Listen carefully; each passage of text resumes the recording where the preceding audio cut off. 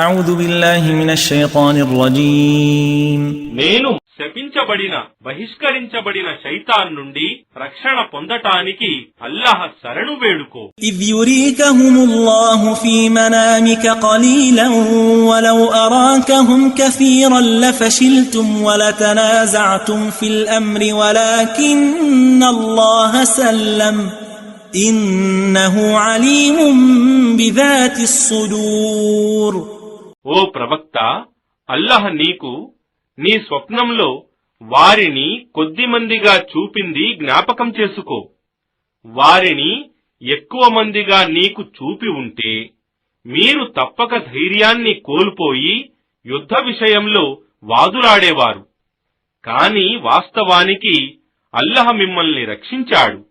నిశ్చయంగా ఆయనకు హృదయాలలో ఉన్న విషయాలన్నీ బాగా తెలుసు.